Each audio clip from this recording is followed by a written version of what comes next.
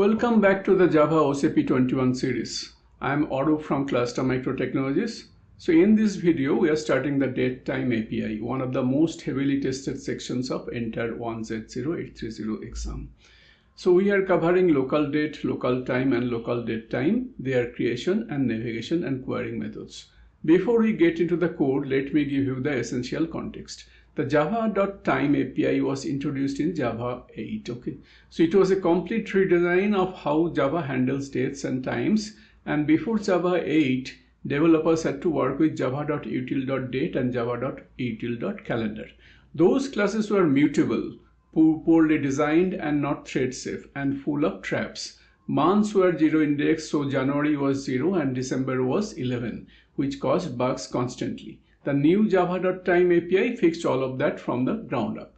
So now the three classes you see on this slide, LocalDate represents a date only, year, month and day. Okay, so no time component, no time zone. So if you want to represent someone's birthday, a project deadline or a contract date or any calendar date, LocalDate is your class. Now we have LocalTime. So LocalTime represents a time only, hour, minute, second and nanosecond, no date. No time zone. If you want to represent a daily alarm, a business opening time or a recurring schedule, then LocalTime is your class. And LocalDateTime combines both a date component and a time component together. Still no time zone. If you want to represent a meeting on a specific date at a specific time without worrying about which part of the world the meeting is in, then LocalDateTime is your class. Now here is the single most important thing you need to understand about all these three classes. And I want you to remember this for the entire DateTime section of this exam. So all these three classes are immutable. Every method that appears to modify them does not actually modify them. What it does is create a brand new object with the change applied and return that new object to you. So the original object is never touched. It is never touched. Okay. So this is the exact same golden rule we saw with string. If you call a method and do not capture the return value, the original is unchanged. This pattern is the #1 source of exam traps in the entire DateTime section. We'll see it in action throughout this video. Now let us look at how to create this object in the next slide. So now we are going to discuss about LocalDate creation. So if you see the screen, you will see LocalDate LD is equal to LocalDate.of 2025 Month.MARCH, 25. And then we have LocalDate LD2 equal to LocalDate.of 2025 3 and 25. So notice the first thing about both lines. There is no new keyword. You do not create a LocalDate by writing new LocalDate. Okay. The constructor is private. Instead, you use static factory methods that create and return an object for you. The factory method here is LocalDate.of. You call it directly on the class. Pass the year, month and day, and you get a LocalDate object back. Okay. So if you see the first line, LocalDate LD equal to LocalDate.of 2025 March, then Month.MARCH, then 25. The first argument of the LocalDate.of is year as an int. Okay. Then we have month. Month will be as using Month.MARCH, the month Enum. Okay. And then day as an int. So this is the preferred approach, okay, and one the exam uses most frequently because it is completely unambiguous, okay. So there is no confusion about whether month 3 means March, whether the months are 0 indexed, okay. So that can be a confusion. So here we have not kept any confusion here, okay. So and then in line 2 we have LocalDate LD2 equal to LocalDate.of 2025, 3 then 25, okay. This is also equally valid. You can pass an integer for the month. In java.time, months are 1 indexed. Okay, so January is 1, February is 2, and March is 3. So this is different from the old java.util.Calendar where months were 0 indexed. January was 0, February was 1, and which was a constant source of bugs. Okay, so LocalDate.of 2025, 3, 25. Then it creates the date 25th March 2025. Okay, so both lines produce the same date. So one important exam point here is what happens if you pass the pass an invalid value. For example, if you pass say LocalDate.of 2025, 13 instead of 12, right, comma 1, then month 13 doesn't exist, right? So this does not cause a compiler error. The compiler does not validate the values. At runtime, Java throws a DateTimeException. You have to remember this, that it will not be a compile time error, okay? It will be a exception. So Java will throw a DateTimeException. So you have to remember this, okay? Compile fine, but it will fail at runtime with invalid values. Then if you see the block to write LocalTime creation. So we have LocalTime LT, then LocalTime.of, comma 10, 30, 45, and LocalTime LT2, then we have LocalTime.of 10, 30. Okay, so it's the same pattern, static factory method, and there is no new keyword. Okay, so if you see the first line, LocalTime LT equal to LocalTime.of 10, 30, 45, so there are 3 arguments here. Okay, so hour, minute, and second. This creates the time 10, 30, 45, 10, 30, and 45 seconds. Okay, so 10th hour, then 30th minute, and 45 seconds. Okay, so the hour uses a 24-hour clock, values 0 to 23. There is also a nanosecond parameter available as a 4th argument if you need a sub-second precision. Okay, but it is very optional. So LocalTime LT2 equal to LocalTime.of 1030. Here what happens is that when you omit the seconds, the defaults to 0. So the second will default to 0. So that will create the time 10th hour, 30th minute, and 00 seconds. 10:30 exactly. Okay, so you can also omit nanoseconds if you included the seconds, that they default to 0 as well. Okay, so the exam sometimes tests which overloads exist, right? The valid overloads for LocalTime.of are of, then hour, comma minute, of hour, comma minute, comma second, of hour, comma minute, comma second, comma nano of second. Okay, so all of these are valid. The parameters you omit default to 0. And then we come to the third block. Okay, so LocalDateTime LDT equal to LocalDateTime.of LD, comma LT.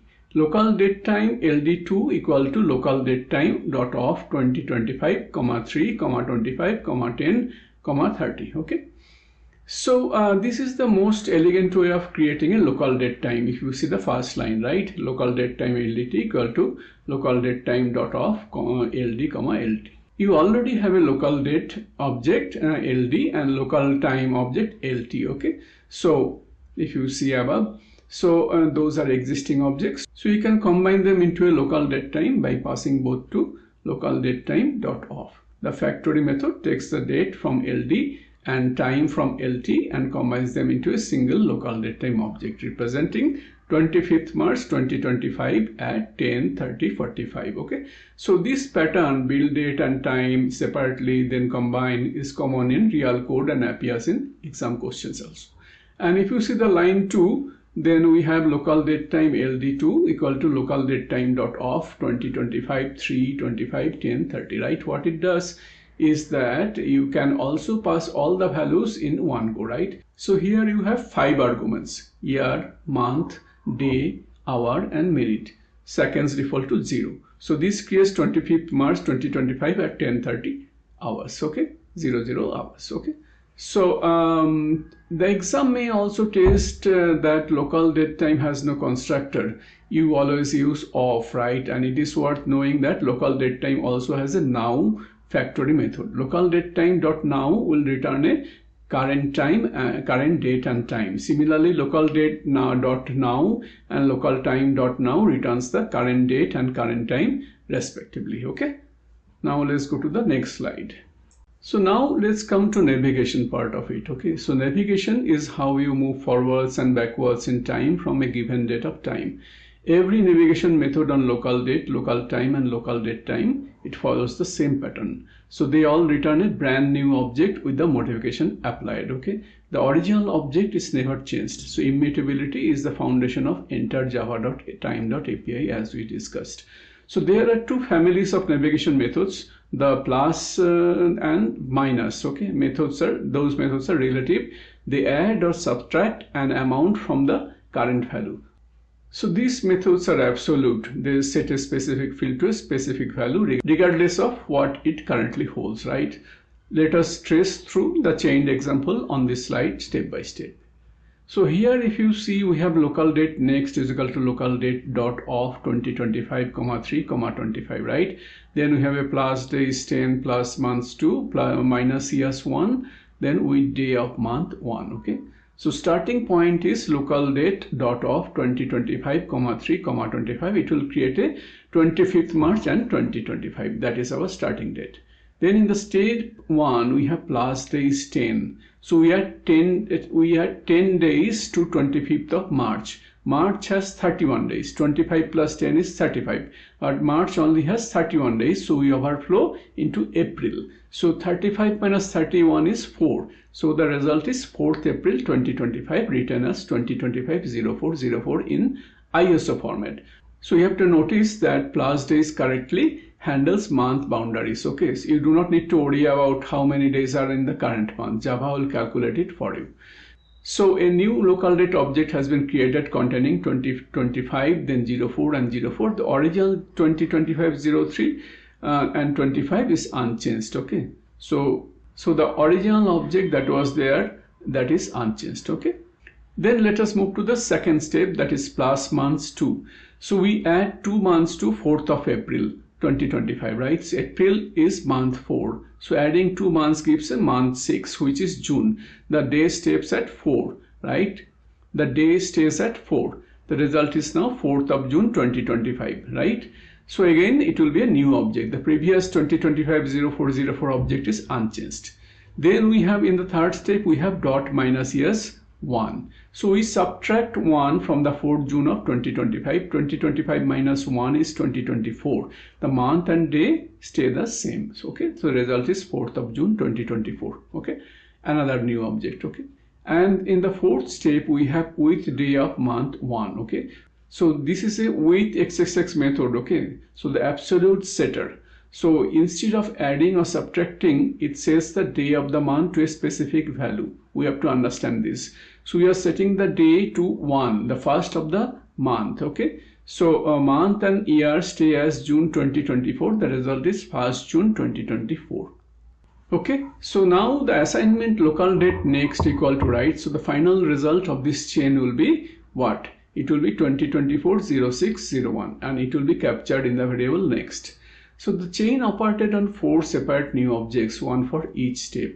None of the intermediate objects are held in the variable. So they exist momentarily, are used as the basis for next call, and then become eligible for garbage collection. Okay, so you have to remember this. This is the power of Immutable Fluent API. The chaining works cleanly, precisely, because each method returns a new object of the same type. The 2 exam points from this slide is, first, you must capture the final result. If you wrote this chain with no assignment, the original date would be unchanged and the next would not exist. Okay, and second, with the with XXX method, set an absolute value. With day of month 1 always means the first of whatever month it is currently on. Okay, and regardless of what day it was before. So we have to remember that. Let's move to the next slide. So in the third slide, we are going to discuss querying and the factory methods.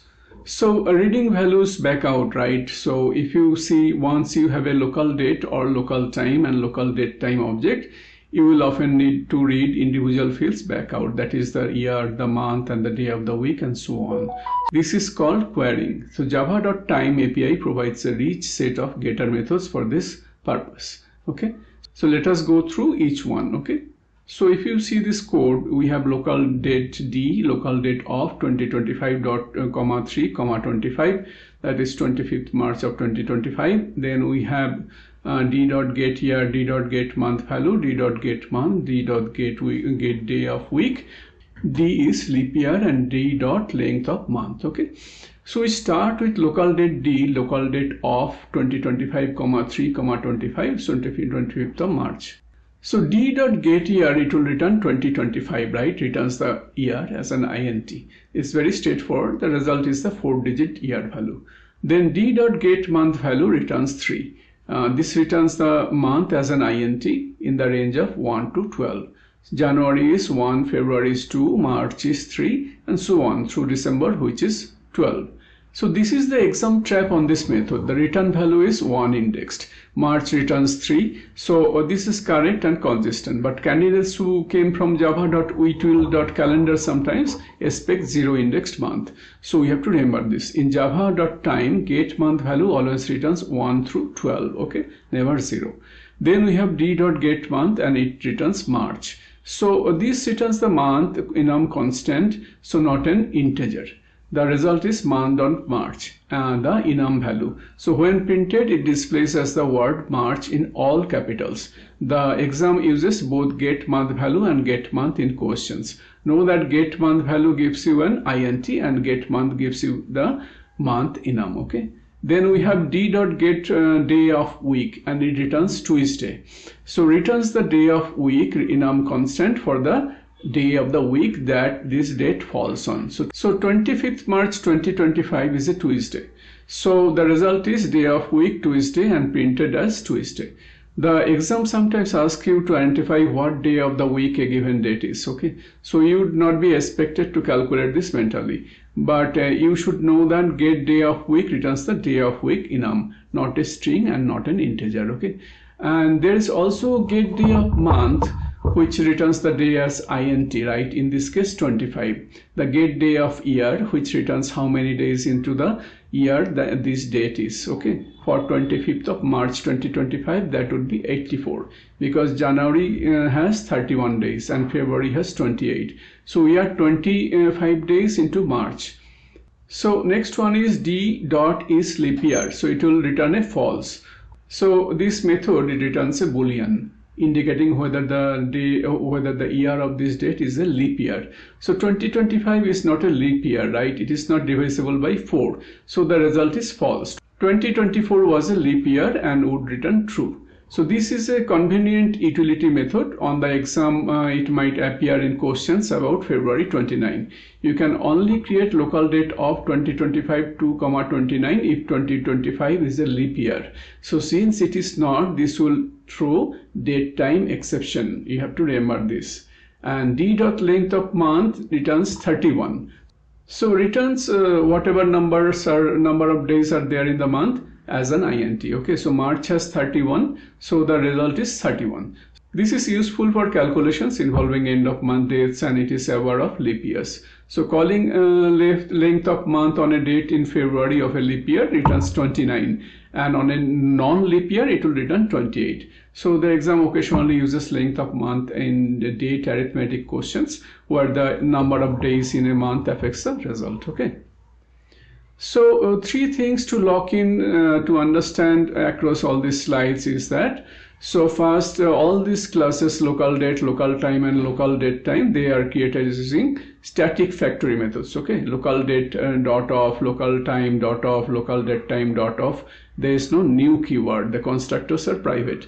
Months are 1 index. Okay, January is 1 and it is not 0. Second is all navigation methods, plus days, plus months, minus years with day of month, etc.